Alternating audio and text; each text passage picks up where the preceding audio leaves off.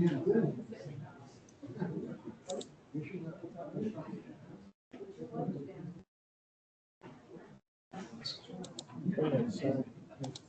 right, thank you all for coming. My name is Peter Stith.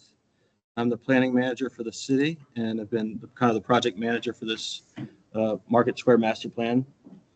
We're happy to have Beta Consulting here with us. They are the consultants that have been. Yes, how about that? Can you hear?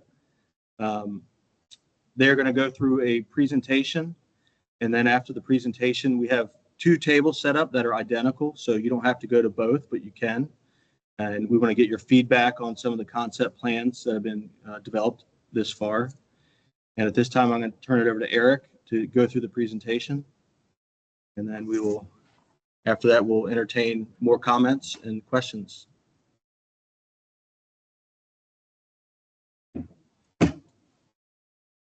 That's great. Thank you, Peter. Some of you I recognize, some of you maybe are on faces tonight. My name is Eric Galley. I'm a landscape architect and planner with Beta Group. My name is Eric Galley. I'm a landscape architect and planner with Beta Group. A couple other folks are with me tonight. I want to do those introductions as well. In the back, Alyssa Gomes, Anna Sangri on the transportation and landscape architecture side. And with me in the front here is Jeff Maxtudis. Jeff will be jumping in a little bit on the presentation. We'll split up, so two of us will be at each of these tables afterwards. The way we'd like to do it is just walk through some of the things we've been working on with you, some of the feedback we've been hearing from the community. And then we break down into the tables, that level of discussion, their Post-it notes, their pens. You can write right on or draw right on the plans as well. We're looking for additional feedback and input on the materials. So I thought I'd talk a little bit about where we are with the master planning process. Let's see if the mouse is the best way to advance this. We need a remote. Have you tried it? See if it's going to go. I think just the right area. It's going to do it only? Go back and forth. Now it's going. So a process here, we were asked to look at the Market Square area, and this is our sort of overview of the footprint itself. So it's within the limits that are highlighted there in that aerial photo. We'll go through kind of where we are at the concept pieces, and then move through any questions you have about the master plan process, which we're going through, and then the discussion at the layout tables. In the past, we've had a lot of questions about this process and what the city's intent is. And so I wanted to just kind of highlight, the point of a master plan.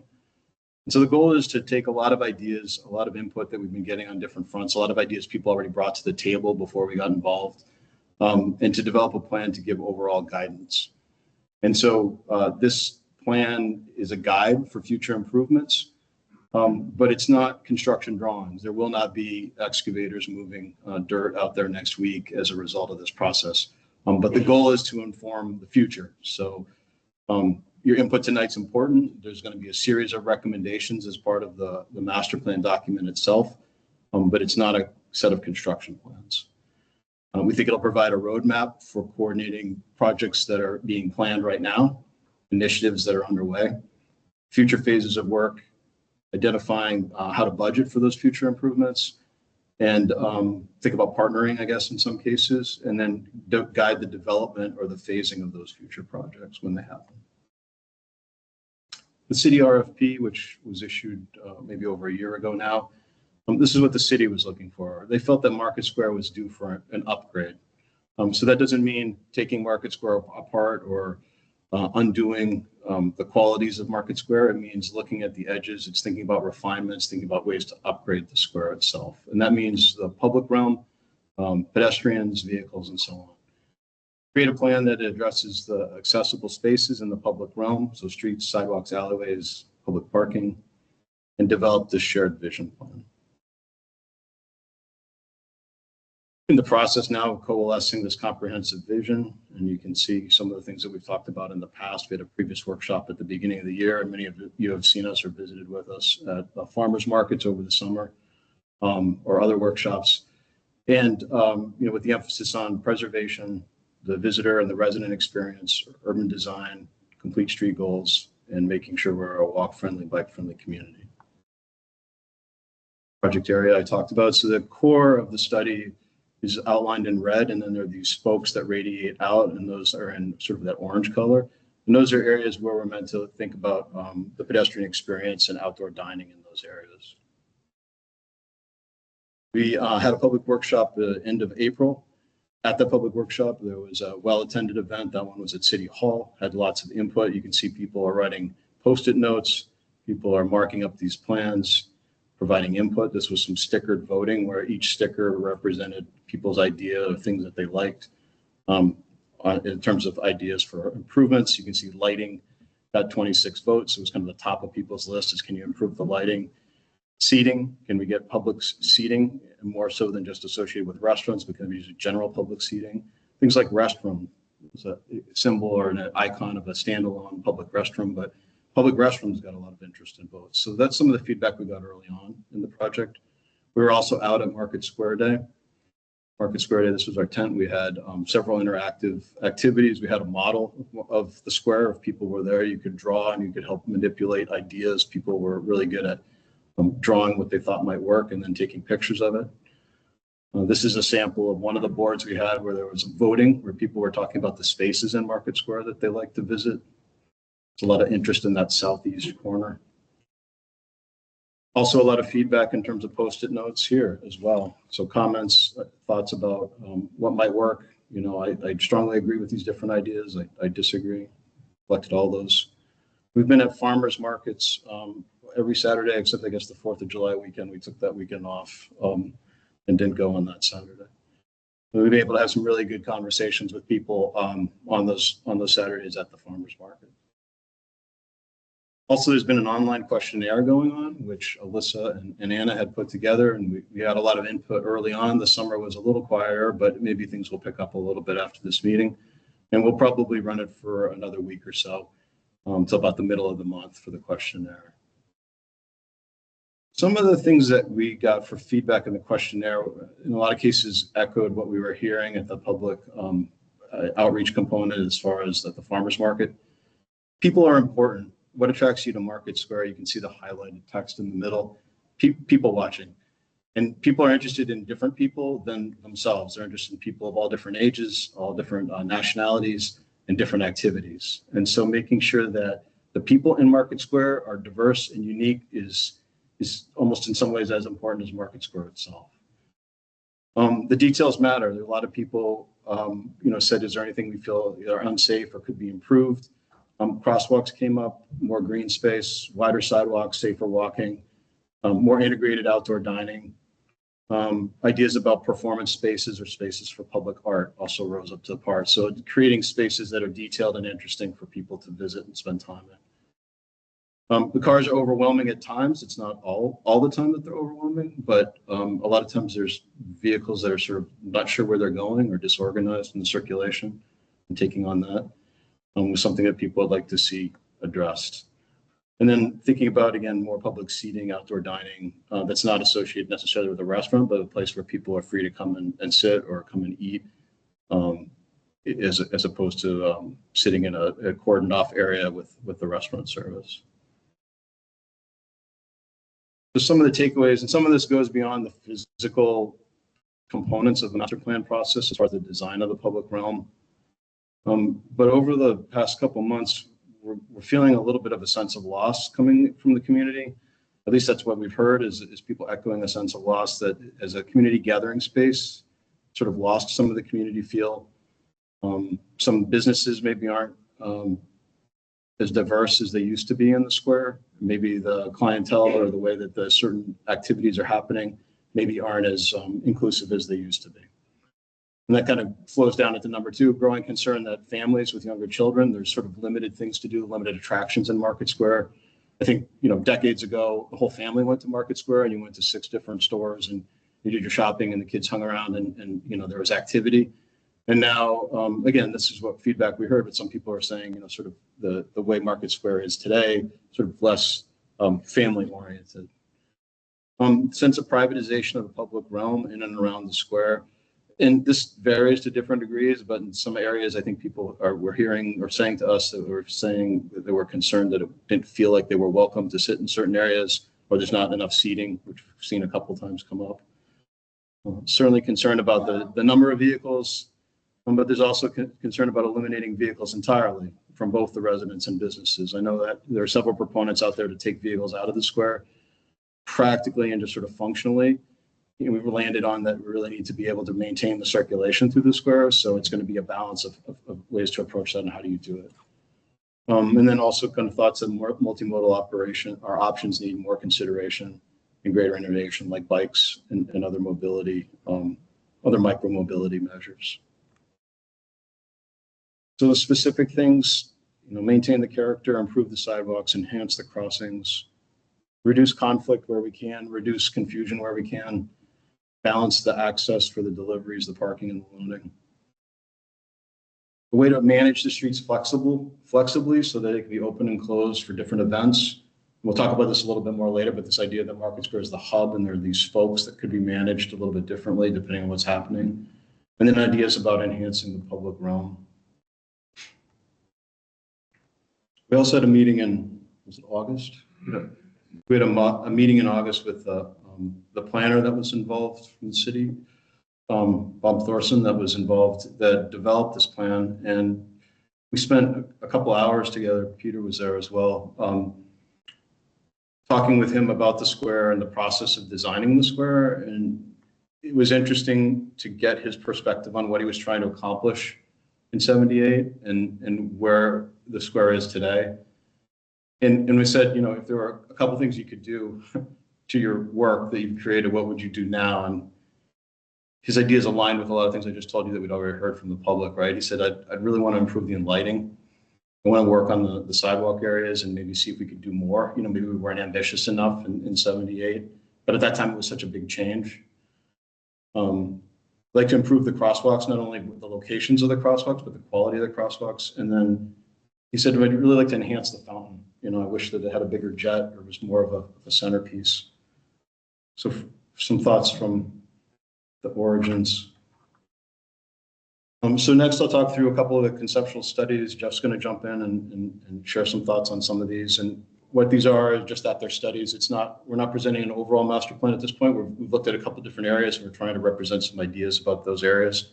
And you can think about them maybe working as different combinations fitting together. So let me walk through a couple different ideas here.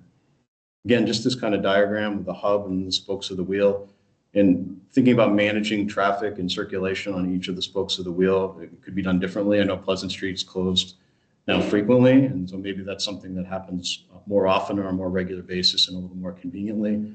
Or maybe there's ways to manage some of these streets for special events so that overall circulation pattern still works, but legs or spokes could be managed independently. And this is an overview zoomed in. I don't know, Jeff, if this is a good point to come in and talk a little bit about sort of circulation and transportation pieces. Yep, thanks, Eric. Good evening, everyone. So talk a little bit about some of the studies we've done, and I'm going to focus right now on Congress Street, from the west end of Congress to the working to the east end. And I'm not sure I know how to change the slides. Right arrow. Harder. Let's go right to that one. Harder. That right arrow. Okay. So this is on the western end of Maplewood, Maplewood to Vaughan Mall. This is something the city's in the process of considering right now. Going from 3-lane to 2-lane roadway. So what this is, we'd like to consider this as consistency, going working our way east of a 2-lane consistent. Congress Street does several things. It manages traffic, keeps traffic moving slower, more consistent, less conflicts of shifting lanes. So the city is considering this is a kind of outside of our study area, but moving into the study area at Vaughan Mall. So these are a couple studies looking at Fleet Street. Vaughan Mall, we're looking at, you can see the gray area there, going to be textured pavement for the area, just to recognize motorists that, this is a pedestrian crossing. They need to be aware that we'll be, pedestrians, crossing that area. So make them more aware, more visible. But at Fleet Street today, and these are a couple different versions of the study. So let me start with actually the bottom one first. It's what's there today. The 3 lanes. So you have an exclusive left turn lane, a through lane, and a right turn lane at that intersection. So you actually don't need those 3 lanes to process the traffic. The turning movements, the left and right volumes aren't actually that heavy. You don't need those for the capacity intersection. So we could leave the 3 lanes as they are today. You can see we have examples of bumping out the sidewalks, more sidewalk room on the sides, and parking. The one on top, though, we consolidate those 3 lanes, kind of like a road die, into the two-lane cross section there. We can have an exclusive left to through right. We can actually shift those around if we want. But that gives us a lot of potential area for repurposing that additional pavement. It could be parking, it could be widened sidewalks, it could be for outdoor dining, it could be different types of arrangements of parking, either angled parking or parallel parking. So there's a couple different ways to look at that. And again, these are on the tables that we'll be talking with you later. I'd like to hear your thoughts on those. So this is the square itself. And again, we'd like to have that consistency of 2 lanes. Right now, as you know, it's very wide open in that area. It's a little chaotic with no travel lanes and vehicles not knowing which area they need to be in. This would be more formalizing utilization of those lanes. One thing I'll point out is, we'll get to this in a minute, northbound left turn lane from Pleasant Street. There's 2 lanes there today. Again, that's an area where we really don't need 2 left turn lanes. It's confusing for both traffic and pedestrians.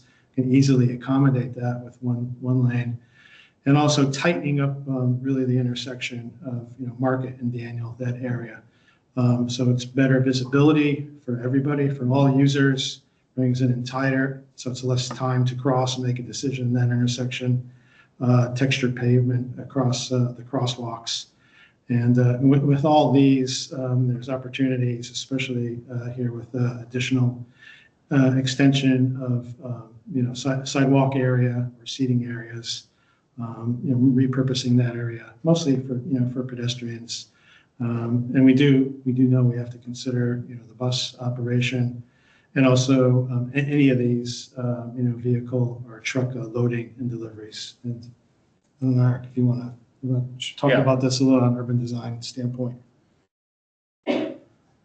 Sure.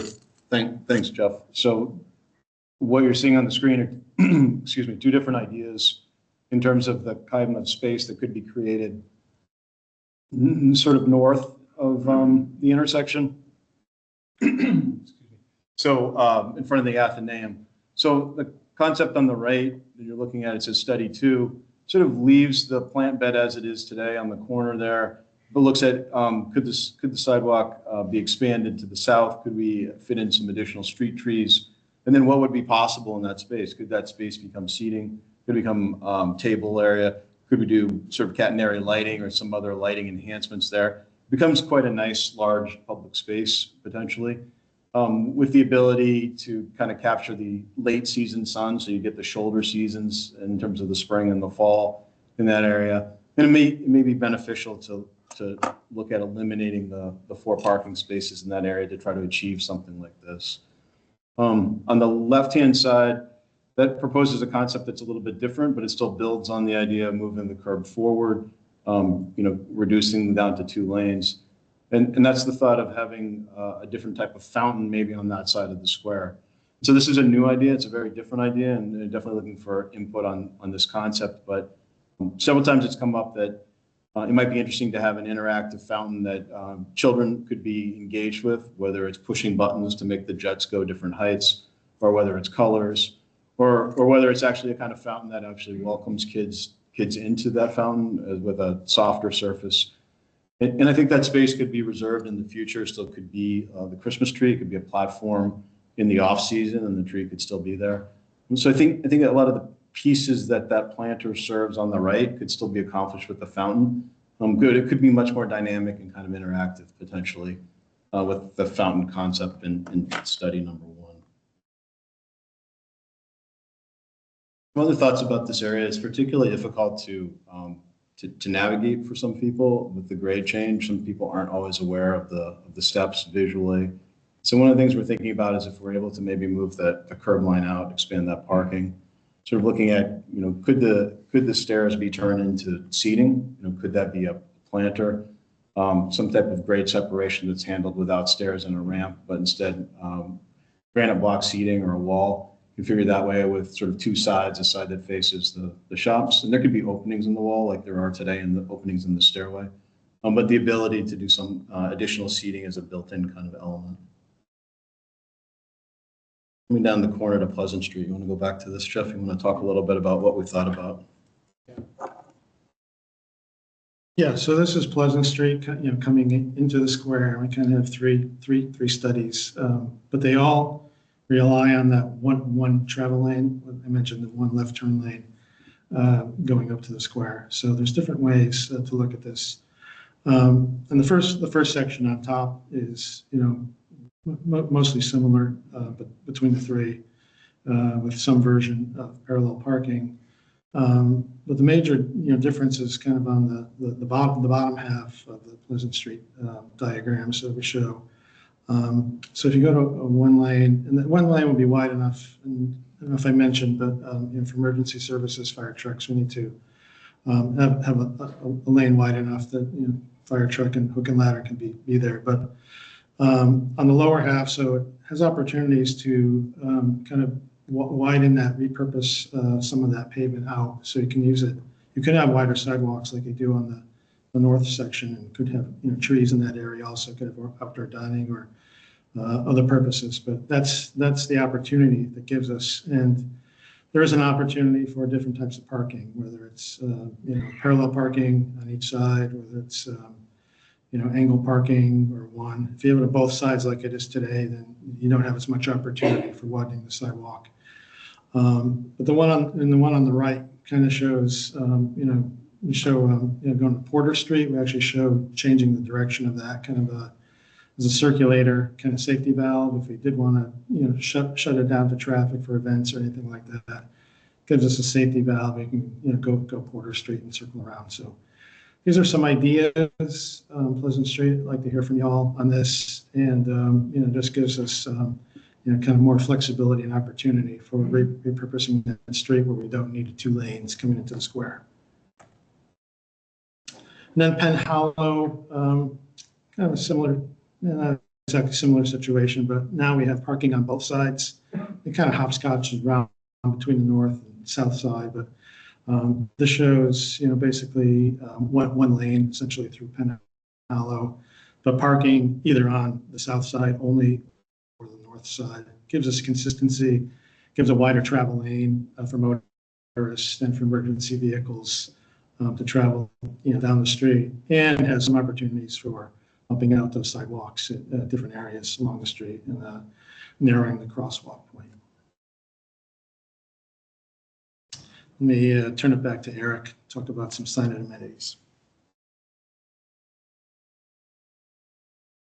Thanks, Jeff. So looking at the fountain and just thinking about the fountain that's there, I mean, there's opportunities to enhance that fountain, either by changing the size or changing the jets to be able to get some height. And then here's an enhanced fountain, the concept maybe that we talked about in front of the Athenaeum or somewhere on that northern side. If we're able to widen the sidewalks there, you can see this is more interactive, where people are actually invited to be into the fountain itself. On that side, it could be kind of cut into the grade, so you could have stairs coming down to it on one side, more of a flat surface, and definitely more of an element within the square itself. Again, with the idea of attracting people of different ages, to the square. As far as the paving goes, we're really committed to continuing with the use of authentic and traditional materials. These are just some examples. Example in the middle might be something that we would recommend for crosswalk treatment. Or a textured paver treatment, so to kind of accent areas where people will be in the street. Also, some elements such as these, in some places, there's areas where we don't want people crossing the street, where we want to try to direct them to a more appropriate crossing point. So that may include the ability to add chains between bollards to sort of regulate where they're crossing. And then the ones on the left are a similar bollard. It's just a removable bollard, meaning they can be placed in the street and they could close down, like Jeff was showing the example of Pleasant Street, you could close down the northern end of Pleasant Street with the safety valve coming through Porter. Maybe something like these bollards would be a good application of those for regulating traffic on an interim basis. Additional seating, both in terms of benches, styles of benches, but also the need for picnic table type of place where you could eat. It's just one style. There's lots of different choices or site furniture. The tree pits are generally too small for the size of the trees that are there. And a lot of the trees are in fine health, but the pits need to be expanded. So a lot of this work would include rethinking the tree pits, expanding the footprint of those, and giving the trees a chance to have more room to grow and be a little healthier over time. And also, if we're creating additional sidewalk space, maybe we can consolidate or move some of the site furniture up out of the road. This is from the summer, and get the bike parking set off from where the traffic is a little bit. Lighting is something we spent some time thinking about, and it's come up repeatedly as something that really wants to be addressed. The consensus really is to think about relamping these fixtures or providing. The top is called the luminaire. So you have the pole itself, and then the luminaire is what the piece is that emits the light. And so you can see sort of in the daytime or in this dusk picture, you've got a bulb on the top and the bulb on the bottom. Sometimes they both aren't working. I think that's the one on the far right. Working on throwing light. One's throwing light up and everywhere. The other one's throwing light down. We don't have a really great distribution pattern at this point, but people really like the pole and really like the luminaire style. So we're thinking the approach would be to look at if we can get better, more efficient light output from these, better distribution by modifying the luminaire and the light source itself. And then I think probably augmenting these with lower profile, potentially more sort of modern and slimmer fixtures that provide light where it's needed, not to take the place of these and not to compete with them, but to become sort of a thin non-element, if you will, but an important element that puts more light down on the surfaces where people are walking.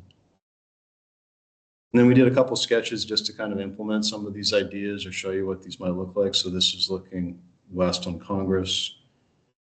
And this is a concept just if we were looking at reducing lanes or maybe taking and adjusting parking, you might be able to do something with seating down that slope, expand that walking surface and add some green. The view looking at the corner and thinking about the way people are moving through this area, the intersection of Daniel Market and Pleasant. And these are showing bollards up in place. These bollards would of course be removable. So when there's an event or something going on, you'd have the bollards up, but most of the time the bollards would be down or they would be removed, pulled out entirely. And you can see pavers or different textures, not only in the crosswalk themselves, but maybe would be appropriate for the intersection up above to help slow cars down and suggest where people are best, suited to walk across. And you can see the introduction of some more stone bollards. I think granite would work fine to continue the bollard style that you have, but in some areas, metal bollards might be more flexible as far as removable application. So when I asked Peter if he wanted to come up, and he said, why don't you just finish this in terms of the presentation. But so we're here tonight to just gather the feedback, hear input. We'll probably run the survey till the middle of the month, and post something on the website about that. We're going to refine these studies that we talked about this evening with the help of additional input, and then move towards the development of the master plan, which would probably be end of this year, early next year going forward. At this point, I will take, I guess, questions about the master plan and the master plan process. I think it's what we want to try to do is direct commentary and input on the plans to either one of these tables. They're the same on each side, so we want folks to join us over there. But if there's questions about where we are in the process or questions that the city might be suited to address, be happy to take those now if there are any. Sure, this gentleman over here. Are you going to be able to comment online about the plan, like if you have thoughts after we leave? Will the plans be posted, I think is what you're saying, or? Where you comment about it? Sure, yeah, well, this is going to be up. We do have a Market Square Master Plan webpage, and my contact info is there. You can feel free to send me an email with any of your comments, and I can get to the consultant. So yes, And then this presentation will be posted as well. So if you need to go back to it, but absolutely. You mentioned the multimodal key principle, which I think is an important one, and I appreciate all the thought given to accommodation of pedestrians. But I think currently the downtown is a no-go area for bicycles, and I really don't see anything changing in this. There are significant activities underway in the city on the new bike pedestrian plan, the current bike pedestrian plan, and I wondered if you've given any thought to aligning this master plan with the activities there and the priorities reflected. Sure, I think it's important that whatever precipitates out of that process, would be woven into this plan. In some areas, we're fairly constrained in terms of the cross-section of the street, coming into the square. And so with all of the sort of bike ped networks, it's sort of looking at gaps and trying to develop consistency, right, within the network. So I think understanding what the intent is, we have lanes coming in on Market Street that just sort of drop. And it's very hard to continue those lanes all the way into Market Street. So it may be a combination of bike facility or bike accommodations that work, and maybe a shared lane that ends up being what works best to get you through the square. It may not be true the case on all the spokes, but integrating bikes kind of uniformly and having a consistent network would be important. We're trying to make provisions for bicycles in the square. Getting them in and out, I think is challenging. So we probably have to talk with you more about, or whatever the committee's working on, and see what their goals are and see how they align with some of the space that we're creating for sidewalks, might look appropriate to put in a bike lane or something, but can we carry it through consistently? It's a challenge to stop and start those. So I think that becomes the overarching challenge of implementing, bikes throughout the square in terms of dedicated facilities. I think just in terms of process, the ability to align what you're working on with the other things that are underway in the city, like the bike pedestrian plan and the new climate action plan, which includes priority actions, transportation actions, accommodation of public transit, walking, biking, EV charging. I mean, it always seems like a shame that there are silos between these very important activities underway. So recognizing it, at least at a high level, and accommodating to the extent possible. It's a good point, and I forgot about the climate initiative. We had talked about that early on in the process, but it'd be good to check back in on all those fronts. And in addition, the parking study that was just completed as well. Sure, go ahead. I'm sorry. You didn't mention anything about Church Street. There's two major housing developments, business and housing developments there that the garages come out on the street, and I would urge you to consider that access point to look at making changes for the street. Because it becomes very complicated when Pleasant Street is shut down. Understood. Thank you for the comment. Again, questions on the master plan and the process? Sure, I saw you raise your hand over there by the door.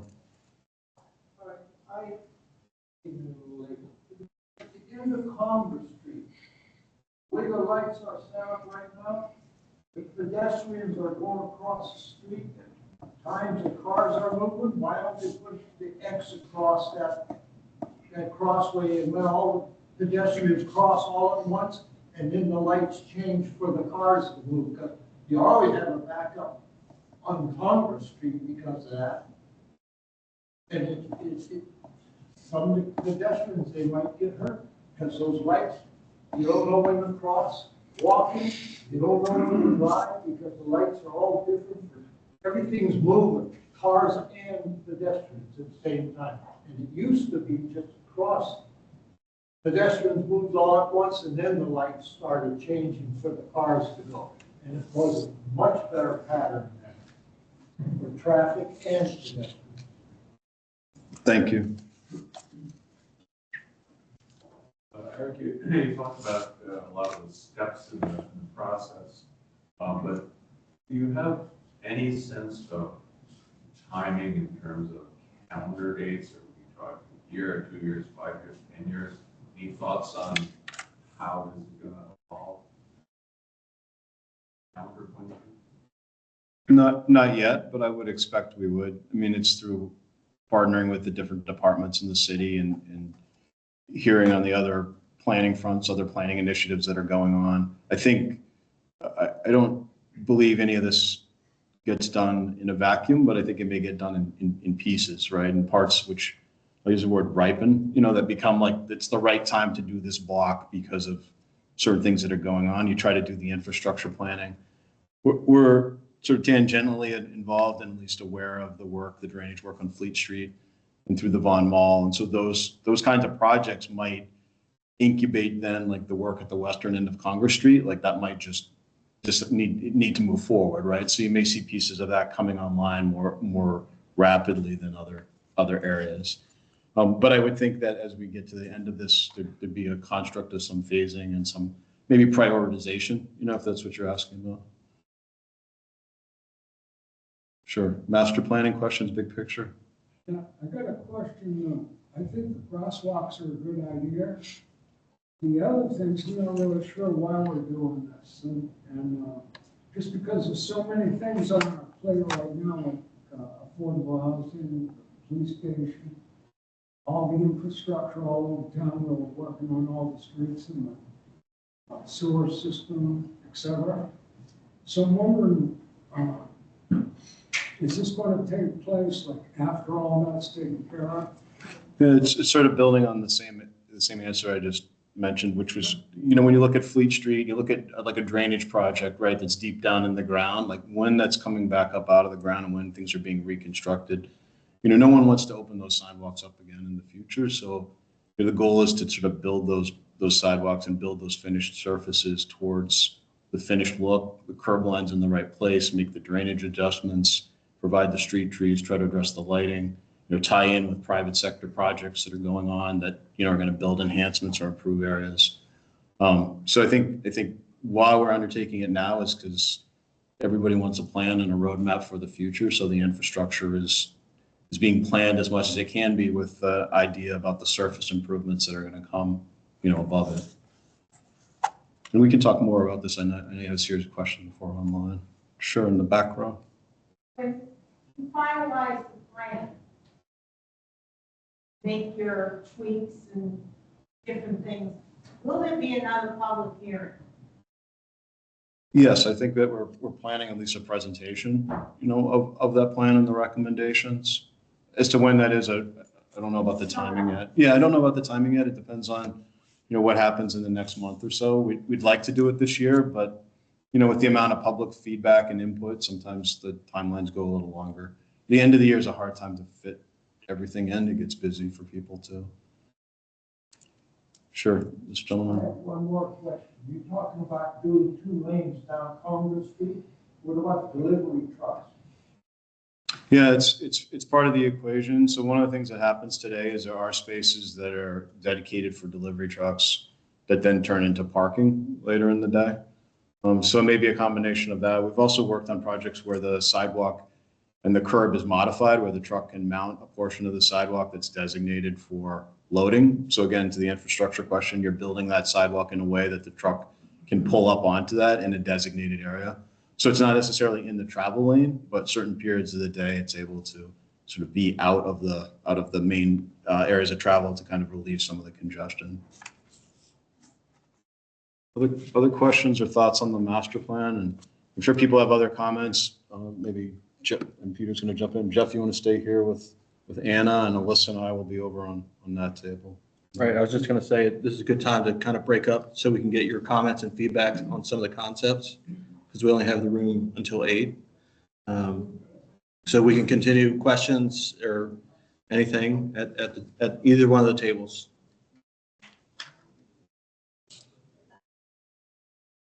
You'll break the Zoom?